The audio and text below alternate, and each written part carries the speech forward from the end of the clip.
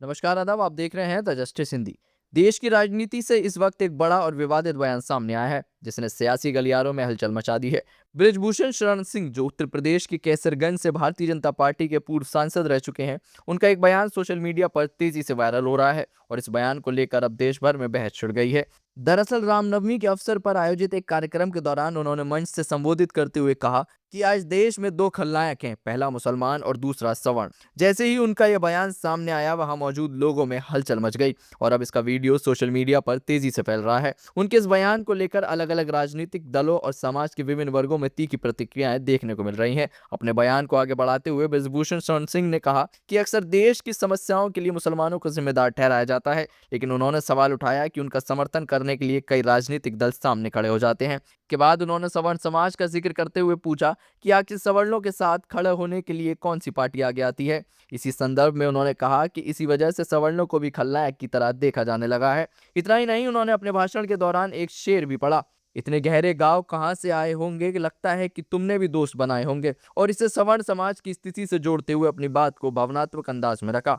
उनके इस बयान और अंदाज को लेकर जहां कुछ लोग समर्थन कर रहे हैं, वहीं कई लोग इसे विवादित और आपत्तिजनक भी बता रहे हैं। हालांकि अपने संबोधन में बृजभूषण शरण सिंह ने एकता और समाज को जोड़ने की बात भी कही। उन्होंने भगवान श्री राम के जीवन का उदाहरण देते हुए कहा कि राम ने केवट, ऋषि, भारद्वाज, आदिवासी, बनवासी सभी को साथ जोड़कर आगे बढ़ने का संदेश दिया था।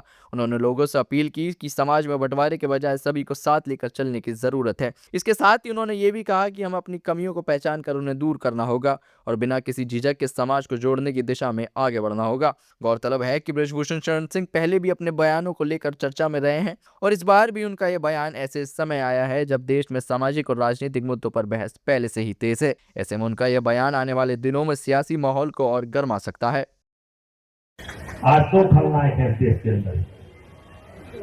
आज इस देश के अंदर दो खलनायक हैं। मैं जानता हूं मेरी बात ये बहुत गहरी चोट करेगी।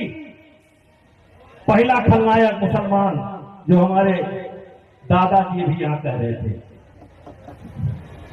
हाँ, उनके दृष्टि में केवल मुसलमान ही बचा है और कोई नहीं। सारी समस्या मुसलमान है, वही है ये। ठीक भैया, आप जिंदाबाद आपका।